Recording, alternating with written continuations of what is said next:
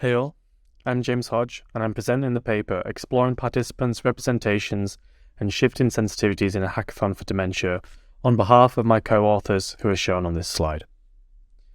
So traditional hackathons are sprint-like design events that are a popular approach for researchers and organizations to bring together the public to develop new paths to research, ideate and test software or products.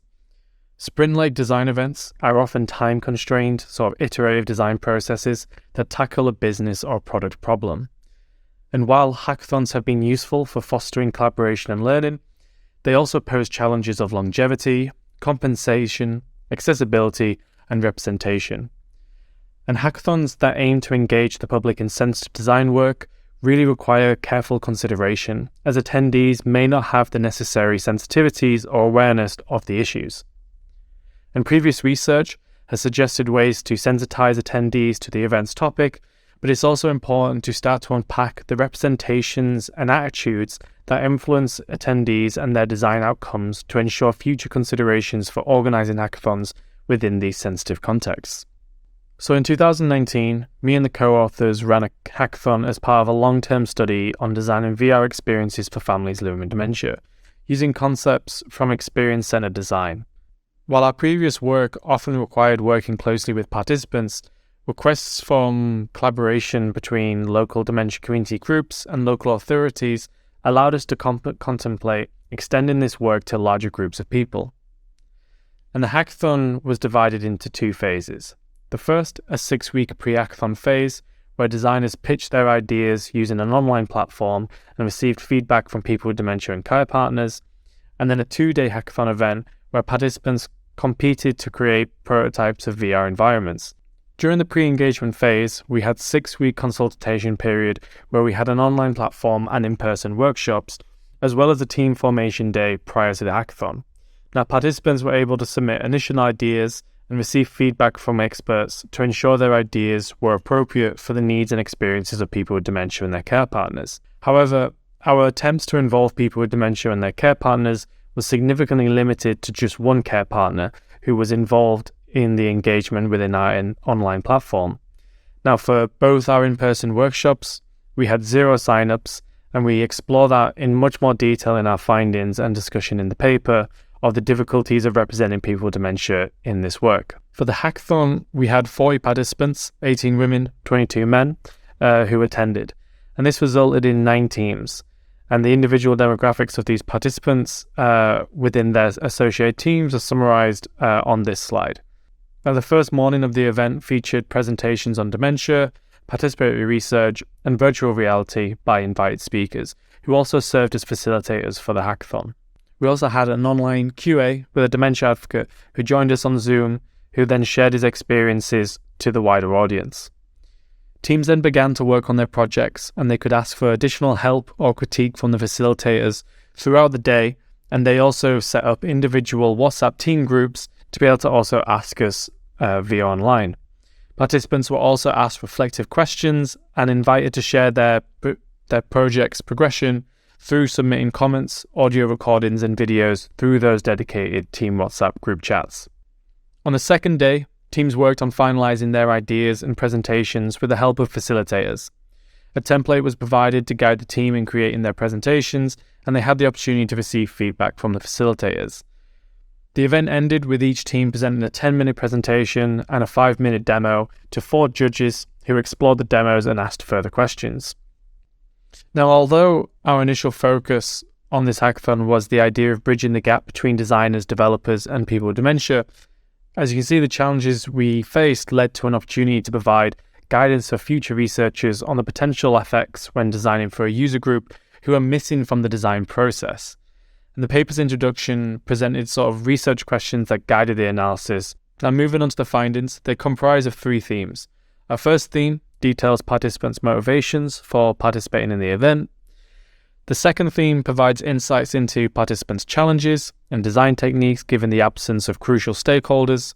And then finally, our third theme unpacks the team's final prototypes to sort of explore their new understandings and considerations for dementia within their design.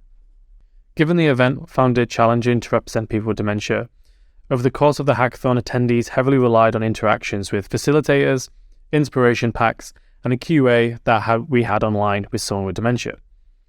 Through the analysis, we noticed that participants shifted and focused on comments made by speakers who discussed their experiences with dementia, such as one team describing learning from some of the expert facilitators that dementia is more than focusing on memory loss, and instead their idea focused on designing experiences that are set in the present and are more inclusive and can be shared with others that are going to make a genuine connection. This really demonstrated that the teams were willing to learn about dementia and incorporate feedback into their design ideas. Additionally, the team's design decisions were influenced by conversations with stakeholders before and during our hackathon. And in a similar fashion, another team had continuous conversations with a care partner in an online platform to really gain a richer understanding of dementia from a care partner's perspective. And here, the attendees with sort of little experience relied on stakeholders' experiences of dementia to construct their understanding of what dementia is, and that provided sort of key design overhauls and essentially made more appropriate designs. However, with that said, even the teams who did win the first and second prizes at the event, they still highlighted that they struggled to construct sort of an understanding of who the user might be. And although the winning team used personas to help decide who they were designing for reasons similar to the team who won second place, they found it hard to figure out what to design because they can't ask the actual user. And this observation highlights that the value the teams placed on engaging with end users in the research. Here, the absent user prompted sort of a critical reflection from the team members and demonstrated that key evaluation points where user feedback may encourage teams to pursue their design ideas further. Now, within the paper, the findings raise really important considerations for future hackathons and participant involvement. Now, the discussion section considers the existing literature on collaborative design events, community building, and also meeting participants where they are. And within each subsection, we provide 3 commitments to mitigate stereotypes, improve recruitment processes, and also ways to ensure hackathons are more inclusive and community-driven. Now, to conclude this presentation, I'd like to briefly go over the 9 commitments just to highlight what our discussion is. Now, in the paper, I discuss how people with dementia can be seen as these boundary objects, such as the concept of a person with dementia, and the potential for these constructs to limit creativity and representation. So while personas, a very common design tool, can be useful in informing design, they are very prone to stereotypes that may not accurately reflect user needs and desires. And to mitigate these issues, we suggest a set of commitments to engage with individuals with dementia directly, avoiding stereotypes, and prioritizing extended engagement to better understand user perspectives and needs. Now, our second set of commitments. Now, the hackathon event faced challenges in being able to meaningfully engage people with dementia, and despite attempts to involve them through planning workshops, full participation, and an online platform called IdeaBoard, which was inspired by a similar platform for a community-commissioned app, was criticized for not being able to represent the complicated experiences of caring for someone with dementia. Now, we suggest a set of commitments for future work to mitigate recruitment challenges and involve marginalized populations through meeting your participants where they are. Now, whether that's online with social media platforms or using in-person communities.